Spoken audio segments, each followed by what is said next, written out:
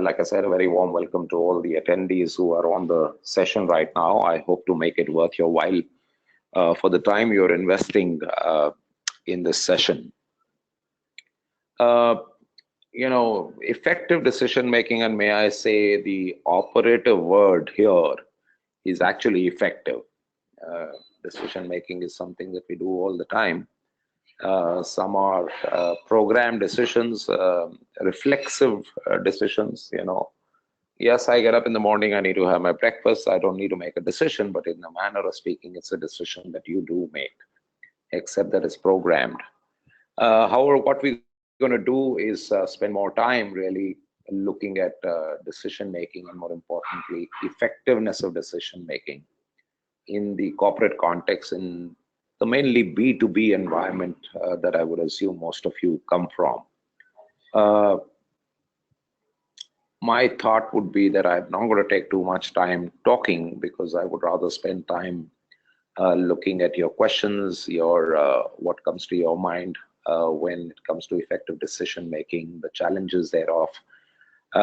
So yeah, I'm going to talk for about 45 minutes or so, and then I would love to really engage with you folks in terms of your thoughts, your questions, and feel free. Let me also state I'm of the firm belief that it's not that I know a lot. I can very clearly say that the sum total knowledge of all the people attending this session would far exceed any knowledge that I have. So I do recognize that perspective, and I would love to hear your thoughts on that as well. Let me make a candid confession right in the beginning. I'll tell you, I'm not a very good decision maker when it comes to going to a restaurant, deciding what to order. Yeah. So I think that's one of the toughest decisions to make, that when you're going out with friends, family, and going for a dinner or for lunch. But yeah, that's a dilemma. I think, the biggest challenge in decision making is that there are so many things that you can do. And how do you cut through all of that and say, hey, which is the way that I need to go? And while it may sound simplistic, you make decisions all the time in your work life, in your personal life. When we are talking about here in context of businesses, there are a few subtle shades, which is what we will try and explore today, as to what can we do to make more effective decisions. Remember, in the hyper-competitive world that we're living in today, it's very important that our effectiveness is high, because the cost of wrong decision making or not making the right decisions is very significant. And if you were to look around in the world, see various organizations, you will find that oftentimes organizations have made huge errors in decisions, which have often led to the end of the organization itself. While we are seeing resurgence of sorts in Nokia, but we all know that Nokia of the old and Nokia of today are two different entities altogether. And I think they missed a crucial inflection point, and some decisions made at that point in time virtually led to the fall of the organization itself. I think we got to remember that the costs are huge, and this in a way connects to what we've been talking about. I know a couple of weeks back, my colleague Kunal walked you through in terms of why innovation is so critical. And I'm not sure whether we talked about the fact that how many of us know that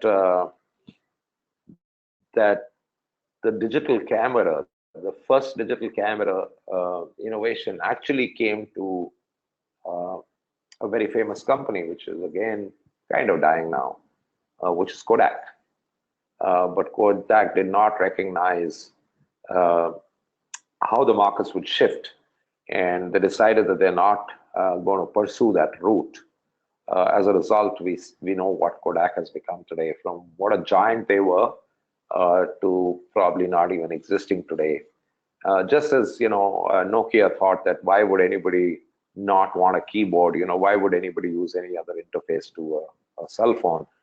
You all remember the E90s and the E91 series that came out from Nokia with those huge bulky keyboards, and they thought, hey, this is really at the cutting edge and there is nothing beyond this. But yeah, time told us that this is not how it works. We're not going to go at that level of decision making in terms of strategic objectives, business directions. We're going to talk about it more from a context of our day-to-day life, in work, and how it plays out. One of the firm's beliefs that I have is that you got to be very clear that you are what you are because of the decisions you made. Whether it's an organization, whether it's your personal life.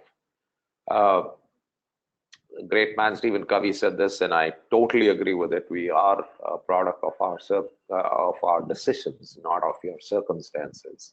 In fact, I have another spin, and I think I may have shared that in one of our sessions, is that, my belief is that you are a master of your destiny and not a victim of your circumstances. So I think your decisions are that critical. They define who you are, how you got to where you are, and where is it that you're going to go as a business and as professionals.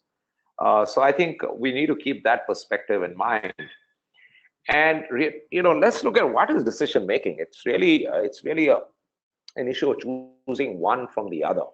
All of us make decisions. As business leaders, you need to make decisions which are more impactful, which have a more higher significance in terms of the end result that they create. But I think the other element which we got to keep in mind is that decision making and problem solving, right? I mean, where lies the difference between these two? And we're going to look at that a little bit more deeply. But before I do that, I'm going to put out a problem to you. This is a classical train example, which I don't know how many of you ever had the chance of encountering this. This is both an ethical, moral dilemma, but it's also a decision-making dilemma. So I'm going to paint a scenario for you. The scenario is fairly simple, that there is a fork in a train track, and on one side of the train track, which is the operational side, there are 5 or 6 children playing. And there is another off track which is leading from the same place, which is an unused track which is being used. There is one child who's playing on that track. And you are there standing at the flip switch, which can change the track of the train that is coming, and you see the train coming. And the children are heedless. They are busy with their play. They don't know there is a train coming hurtling down this track. And you have the power to flip the switch over, and you got to decide which way is the train going to go. Is it going to go the way where that one solitary child is, or is it going to go on the actually being used track where there are 5 or 6 children playing? And I'll leave you to ponder over this for a couple of seconds, a few seconds, for you to think of what decision you want to make at this juncture. Remember, you have the control. You can flip that. I mean, some of you remember those, there are those huge rods that are there where you can just pull that rod and it changes the track, and the train can go the other direction. So what decision will you make?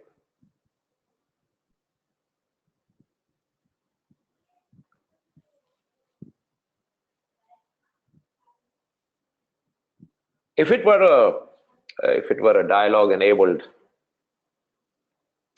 platform, I'm sure I would have heard arguments on both sides. But I would think a lot of you would look at, okay, should I make, I'll probably flip it over so that, there are 5 or 6 children on that portion of the track, and the cost of 1 versus the cost of 6.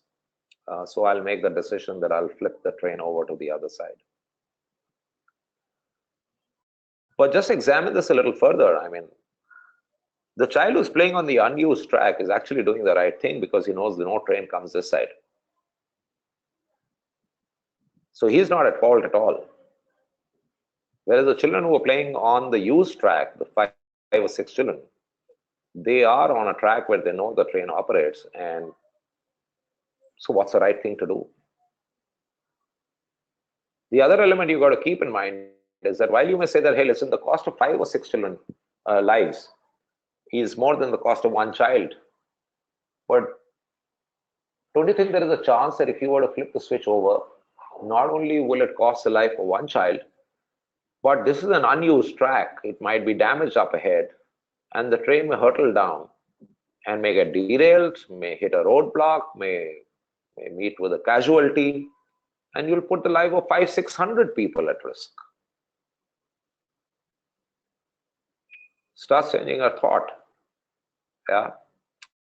And what's the right thing to do? Decision making fundamentally always carries an element of dilemma. And I think while this that I portrayed to you was more an ethical and a moral question as well, apart from being a decision making, and there are various versions of this train track situation, which is posed in philosophical classes and moral and ethics classes, but it's also a very, very clear decision making problem, which is also posed in a business environment. I'm not saying which is right, what is wrong. Decisions that you make, and we realize that decisions can have outcomes which will have various ramifications. And my idea here was just to sensitize you to the fact that sounds simplistic, make a decision, move on. You hear all those, this thing, it's better to make a quicker decision than leave it for too late, various approaches to it. But it ain't that simple at a very deep level. And I think that's what we're going to examine a little bit and try and see if we can evolve a framework which can help you do that. Obviously, I'm not going to come back to you on a solution of this one. This is for you to contend with in your head and how you want to solve this. Yeah. So let's look at decision making. Yeah. So like I said, there is problem solving and there is decision making. Now, as business managers, we all need to solve problems and we all need to make decisions. Yeah. And yeah, it ain't as simple as flipping a coin and say, hey, listen, this is what we're going to do. But there are very distinct nuances between solving problems and making decisions. And I took the liberty of actually putting some thoughts down on problem solving as well, but then on decision making too, since that's really our focus. Because any decision making process does involve solving a problem. So it's either a problem or an opportunity, right? An opportunity is where you make decisions of, how you could change the outcome of your company, what direction to take, what is going to benefit people, process, technology, everything in your organization. So you are making decisions all the time on that area as well. But oftentimes you'll have unsavory situations where you need to come to a solution. So a problem basically is nothing but, that the current state is not the optimal stage that you want. And you think there has to be a different state. And that's where you go and start looking at solving problems. I'm going to rack your brains a lot today, not in any other manner, but I'm going to pose you a few more problems because I think we got to start realizing that simple as a sound, there are a lot of nuances. It requires a lot of different, it requires a mindset change in us before we start becoming better and better at this. So let's look at this problem. I'm going to, so before I go here, I'm going to pose you 3 problems and I want to see how you solve it. You will have your answers. You will be the judge and evaluator of whether you were right on the problem solving or you were not right on the problem solving. So I'm going to bring on 3 problem statements and I'm going to stay quiet. I'll let you read that. Or maybe what I'm going to do is, I know for some of you, the refresh may take a little longer. We'll see how it goes and I will leave that for a while, then go to the second problem statement and then the third problem statement. So here is your first problem that you need to solve.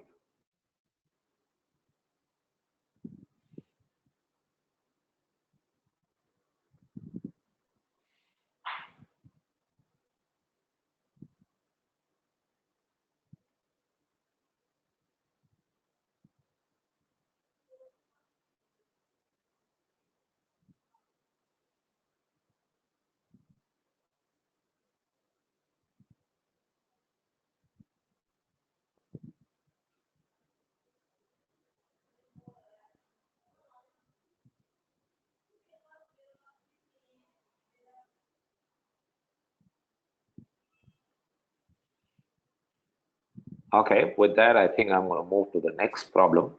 Some of you may have seen this one.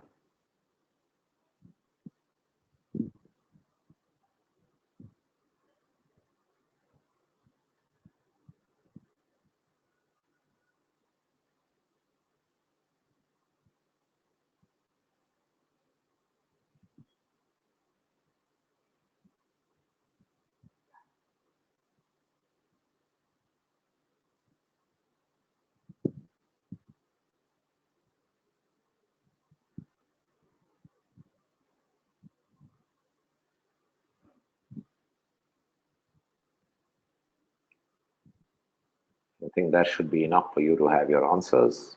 And here is your third problem statement.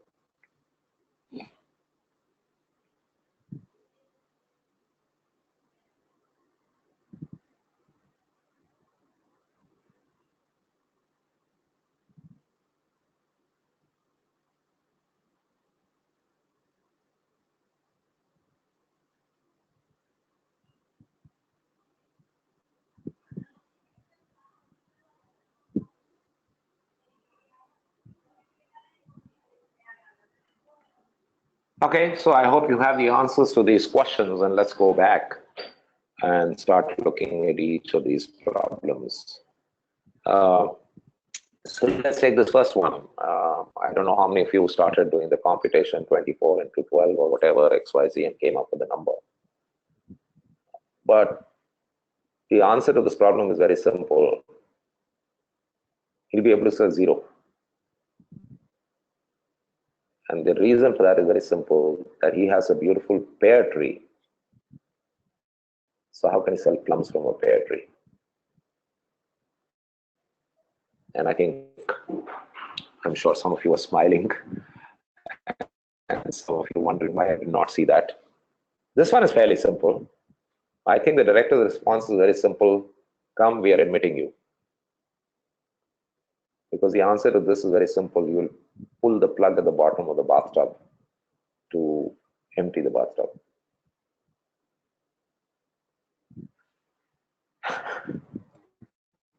This one is more interesting.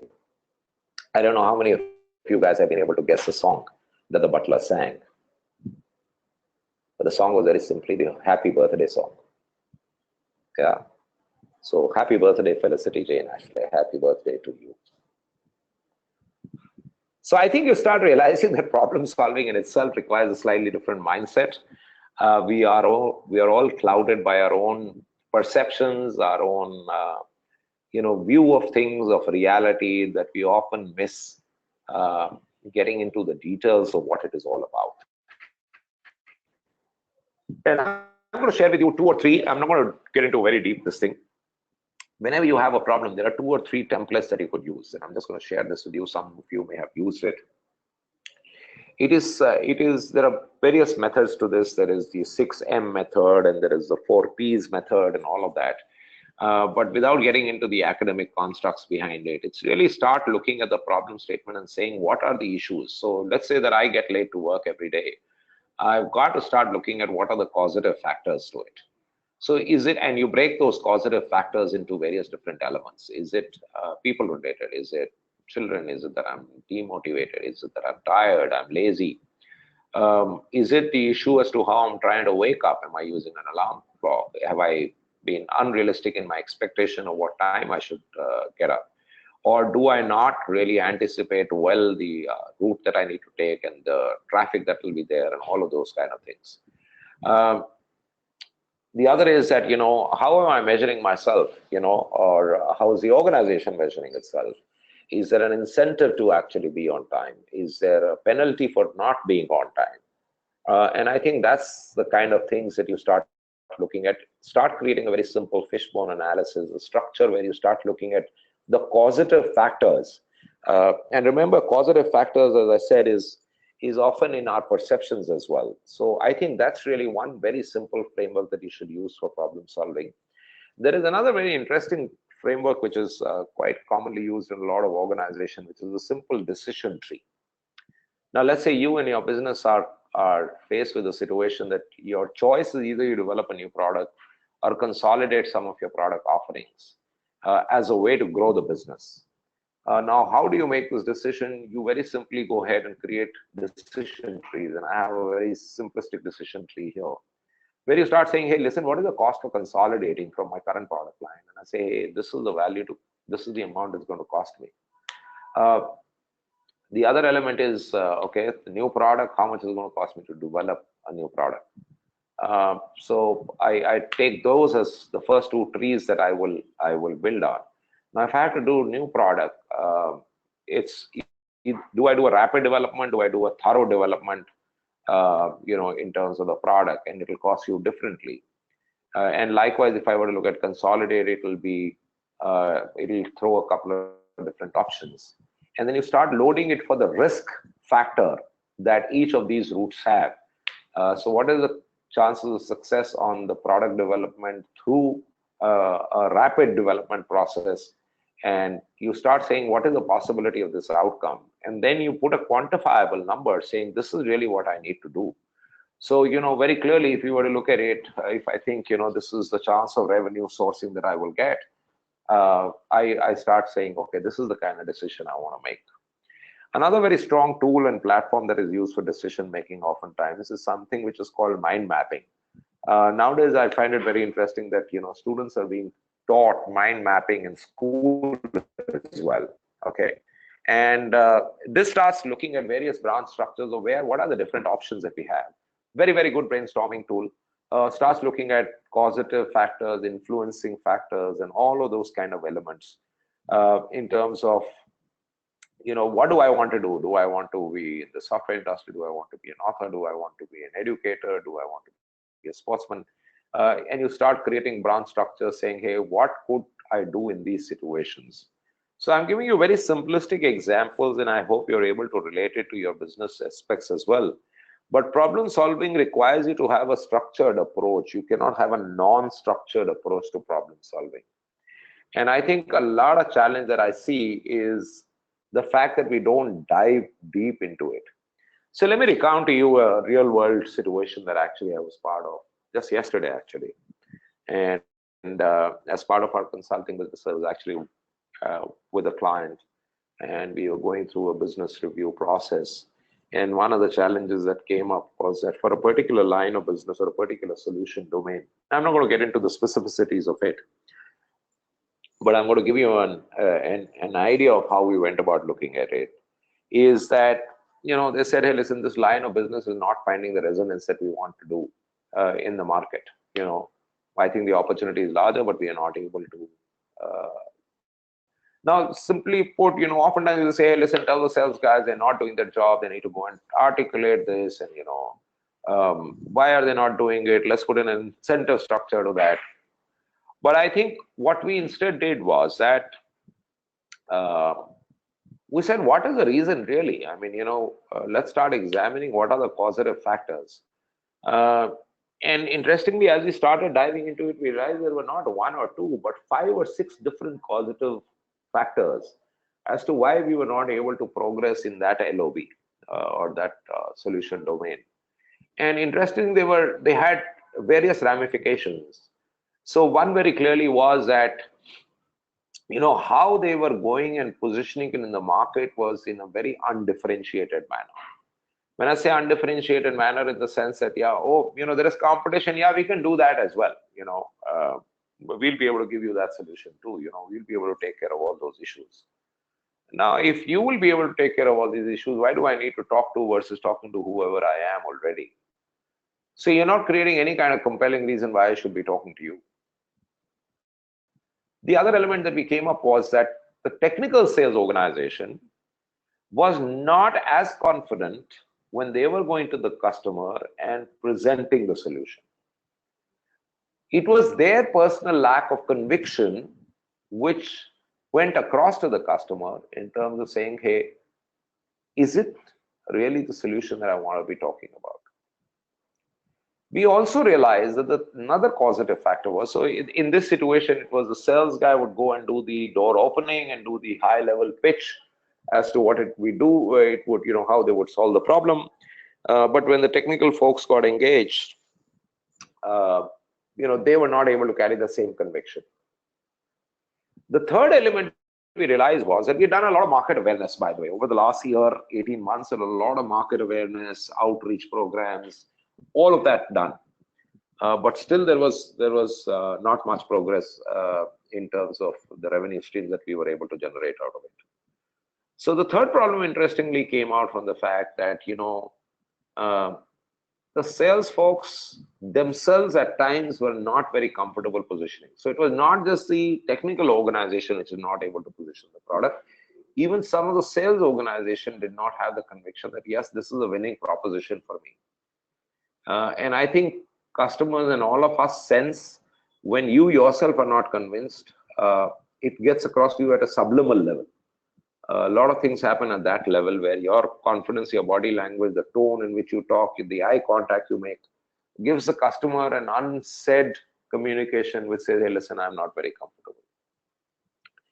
The fourth thing we realized was that for a particular industry vertical, the solution actually had a technical issue. There was a gap in the solutioning of it. And the fifth issue we realized was that we had not taken a thought leadership position in the market. So now you can see how that one simple problem starts breaking up when you start looking at the causative factors. It will start telling you various different things that need to be done for each of these factors, each of the 5 factors that are laid down. That we were not able to do a show and tell. We would go and tell, but we were not able to show the solution to the customer. And therefore, should we create a sandbox, which we can go and actually show to the customer in his site, or bring him into an environment where we could show the solution, and the confidence level of the customer would change. How do we go and position ourselves differently? How do we bring about the differentiation that we bring to the table? So I just wanted to share this with you since this happened just yesterday, and I thought it was very pertinent to what we're going to talk today, that you need to get to a level of granularity in solving problems, which we often miss. Leave it at the macro level, your solutions will be inappropriate. The more granular you start getting is when you start getting much better answers, and hopefully you'll have much better success as you go about doing whatever you're doing. Let me recount another example. Okay, this is a couple of years back. I was consulting with an organization which had a inside sales or a telesales engine, and the results of that were not very effective. Okay, and we said that, okay, what is really the problem? Why are we not able to do it? So we broke the problem down into its elements.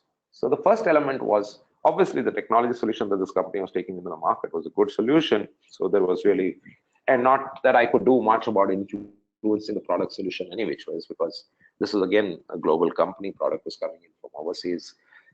You could give suggestions, but you could not influence the product strategy or the product capability and feature sets. So we said that there are 3-4 elements to this problem. One is when we are calling out to a customer, what is the storyline that you're putting? Okay. And when we started looking at what is the storyline, we said, who are we putting out the storyline to? Who is your end customer? This was a technology product. So, is the messaging targeted to the CTO, CIO, or the CISO? But I'm calling to the manager IT. So for the manager IT, what should be my messaging? And we started refining that element. So A was really about what is the messaging you're giving and who's the audience for the messaging.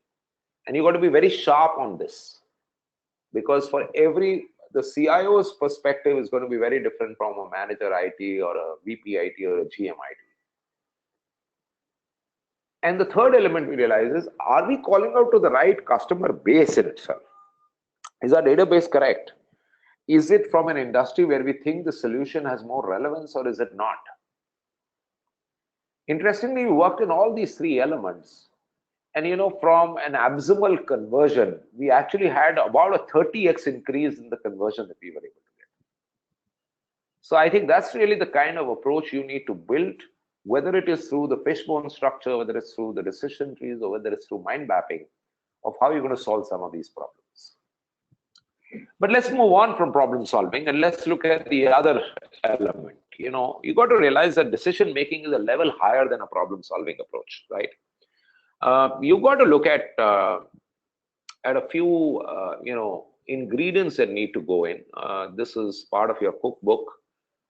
You need to be very, very systematic about your decision making process.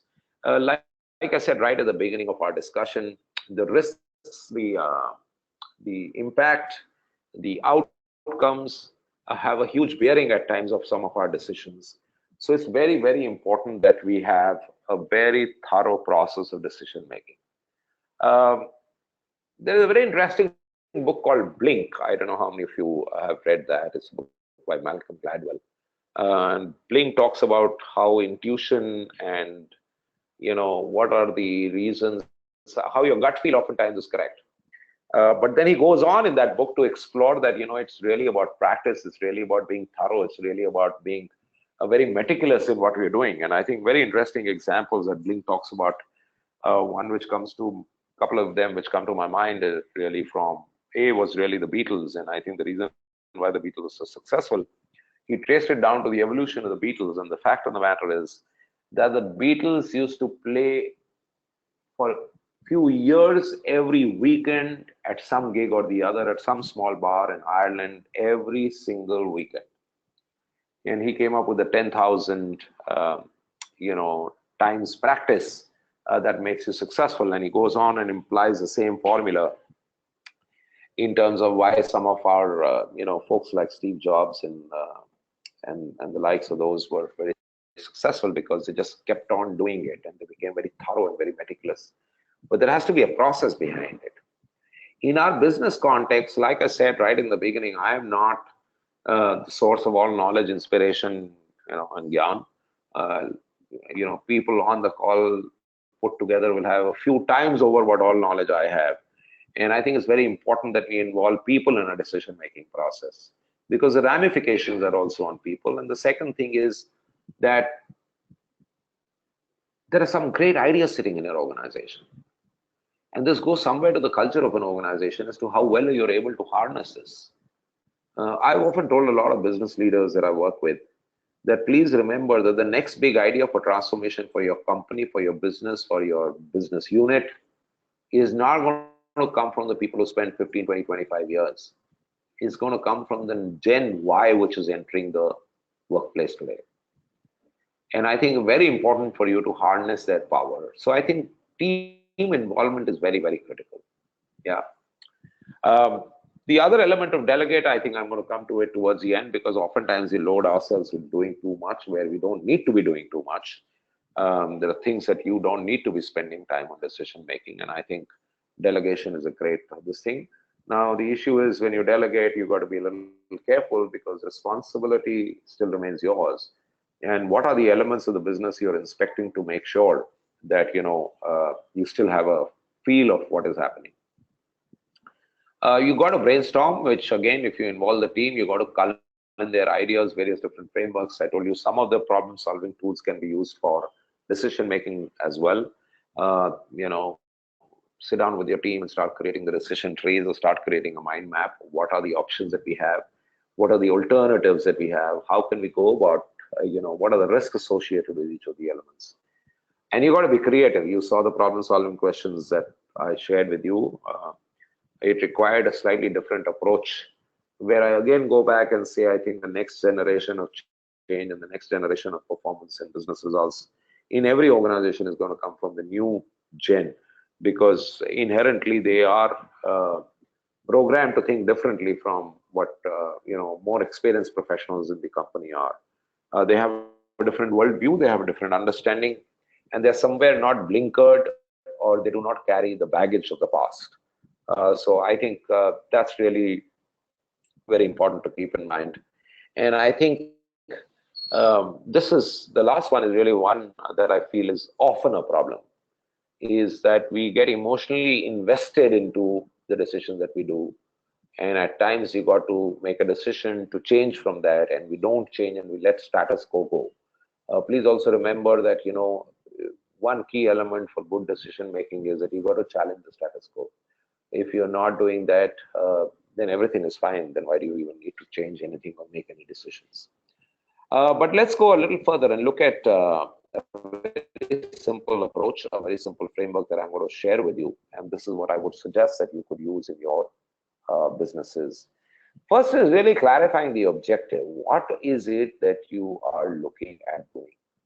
Uh, and, you know, the objective is very important is because you're starting to define the end state. You know, if you don't define clearly an end state, then you're either always there or never going to get there. You know, because there is going to be no measure of whether you achieved it or not, or you solved the problem or you're not solved the problem. So it's really not about, so the standard framework here you could use as a layer below this is define the as is and what is the to be. So define where is it that I stand right now and where is it that I want to be. How will this decision impact where we want to go? So I think that's very, very critical for you to put that as the first. Yeah, what is the alternate reality that I'm looking at? So you got to be all on the same page, or you got to be clear in yourself if this is an individual decision you're going to make, as to what is the end objective that I want to get to. You got to then, again, you know, leverage some of the stuff that we talked about in problem solving. You got to start looking at what are the factors. Now, I'll touch upon one of the factor elements towards the end of this, because I think that's very critical for all of you to realize as business leaders. But I think the issue is that there are lots of elements that go into making decisions. In a business environment, it could, and the external environment again could have multiple ramifications. It could be governmental regulations, it could be competitive situations, it could be global situations in some cases of your decisions. How well are you mapping the external and the internal world? Yeah. So obviously the standard things as, you know, cost, you know, how much is it going to cost me, how many people do I need to do, and typically what is the time available for me to make sure that the decision that I take and I implement has a time to play out, you know. And oftentimes I've seen that the time estimation goes wrong and a great decision actually turns out to be a damn squib because you did not give it enough time to play out, right? So setting those expectations and keeping those constraints in mind. There is a theory of constraints, if some of you guys have read that up. That's a great way of looking at it. Not that I'm suggesting you go and do that, but here the idea is actually to start looking at what are the boundary conditions. Yeah, we want to enhance productivity in this time when market forces are highly competitive and our market share is dropping. But our philosophical intent in our organization is that we will never lay off people. So I want to become more profitable. Market situation is tough. Competitive pressures are high. My market share is dropping. But my boundary condition is that whatever decision I take cannot be at the cost of people. So that's just an example of how you would look at various factors that are out in play. You then start looking at what are the possible solutions that I have. Yeah, what is it that I can do? A lot of people have said that times not making a decision is a decision in itself. I don't know. It's your choice. It's whether that's one of the alternatives you want to look at. But you start looking at various different elements. And again, I encourage you to use those frameworks that I shared with you earlier, or what you could do in terms of mapping out what is the ramification of each of the options that you're looking at.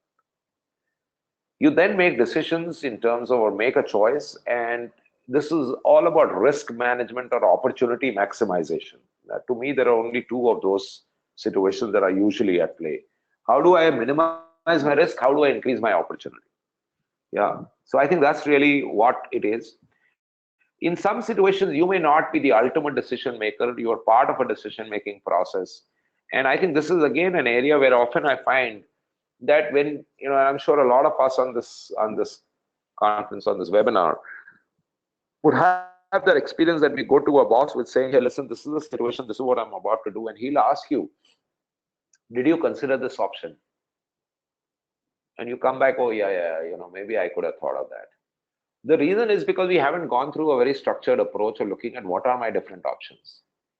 And if you do this methodical approach, when you go to your boss or your director or your managing director or to the board, you can say, hey, listen, this is the problem. These are the analysis that we've done. These are the possible options. We did not take option A, C, and B and D because these are the problems in these options. This is what we would recommend that, B is the right option for us to go. And don't go with just the option, but also go with a plan of how you're going to implement your decisions. Because, I think you would have often heard me speak on this and my colleagues from Strategic Results talk about it, that it's one thing to make a plan, one thing to make a decision. The reality of any business is what happens when the rubber hits the road. How are you going to execute it? How are you going to make sure it rolls out? How are you going to mitigate all the impacts that it may be causing, right? Maybe we decide that, yeah, we're not going to let people go, but we're going to possibly ask people to work an extra hour every day to start increasing productivity. I'm just giving that a very random example. Now, you've got to go and socialize. You've got to change. You've got to share with people the end objective that you're wanting to achieve. And you've got to be transparent with that. But you've got to look at every single challenge that you will have at the implementation stage in and as part of your decision-making process. No point in doing that post facto. Because oftentimes when you start looking at the execution, you'll find that the option you thought was the best may not actually be the best. So it becomes kind of a feedback loop that when you start looking at the implementation or execution issues, you realize that the options that you had shortlisted or the recommendation that you had made to the board that this is what you're going to do is really not viable, or the challenges are much higher than what you had, that you would have thought in the first pass. So this is a very, very simple framework that I would suggest to you that you use as you make decisions in your businesses as business leaders. And one of the elements that you got to keep in mind here is that all of us have decision-making styles. Yeah, we have different decision-making styles. Some of or is a hard. Now, those are very simplistic definitions. But yes, what you're basically trying to imply is that, when you say, oh, he's the head guy, he thinks with his head, he thinks with his heart. You're saying that the head guy is really very rational. He will do a very clinical analysis. He'll be very analytical in making his decisions in terms of analyzing different options. Whereas the heart guy is going to use a lot of emotion. I don't have this here right now, but I'm giving this out as an open offer to all of you. If anybody wants, I have a simple assessment form which you could use to analyze what is your decision-making style. Okay. So you could write into me, or as we get into the question session, you could, bring that up. I can share it to whoever is interested in looking at, analyzing their own self. My belief is self-awareness is the first step to making change, right? Not necessarily you want to make a change, but at least you should be self-aware in terms of how I do it. And broadly, people fall into few different buckets when it comes to decision-making styles. And here are the buckets, okay? So there is a telling style of decision-making, the selling style of decision-making, the consulting style, the joining and delegating style. So there are 5 different styles that you use in making decisions. And each one of you will have a unique style. Yeah, I can guarantee you that you will have a decision-making style which is more intuitive to you. Okay, and I think the names are very, very telling in terms of the fact what the style would be like. Telling is very instructional. This is typically what we also call very low relationship aspect, very high task orientation. Now, remember, none of these decision styles are good, bad, ugly. It is just being aware that this is my decision-making style. So not to say telling style is a great style or is a very bad style. At times, please remember, you have to be in a telling mode. If your subordinate in your team or people around are not having the right level of competence and skills and capabilities, you have to be in the telling mode of decision making. Yeah. So I take the call. I'll tell you this is how we're going to go and run this problem. Yeah, this is typically, I mean, when there is a fire on, you're not going to wait for everyone to come and make a consensus. Okay, should we pull out the fire hose or should we call the fire brigade? Yeah, you have to at that time switch to a different style because the situation so demands it, right? There are situations where you actually have to, where you actually often go and you're perpetually trying to sell your ideas. And I'm sure if you think of people around in your organization, there will be people who will come to your mind who are in this mode. They're always selling why their idea is the best idea and why is it that we should be doing this and not that, right? And you will have a style which may fit into this as well. Uh, Good thing here is decision making time is lesser. Okay. The challenge you may have is that people's involvement may not be very high because you're selling. And remember, at heart, I'm a sales professional. Okay. And let me tell you one thing: nobody likes being sold to. Yeah, we all like to buy. We don't like being sold to. So that's really a little bit of a underbelly there. Consulting is great. I think this is a very, very balanced this thing. And again, you'll have to look at situations where you need to make decisions and what kind of decisions. A consulting style, somebody who has a consulting style will invite ideas from everyone else, get inputs, have a discussion, and then come to some kind of a decision. Very clearly, you can see that this will be a slower process, but for long-term impact issues, for things that are going to impact, let's say you are running a team which has got 100 people, you may want to get your leadership team together and use more a consulting style of decision making rather than a telling style. Yeah, so I think that's the element there. And then, of course, is the joining style. I have my own thought process around this, especially on the word democratic. I think at one level, and it depends on which level of hierarchy you are at. At one level, I believe that the process for decision making in an organization has to be democratic, but at the end of the day, it's the boss or whoever is responsible who has to take the call.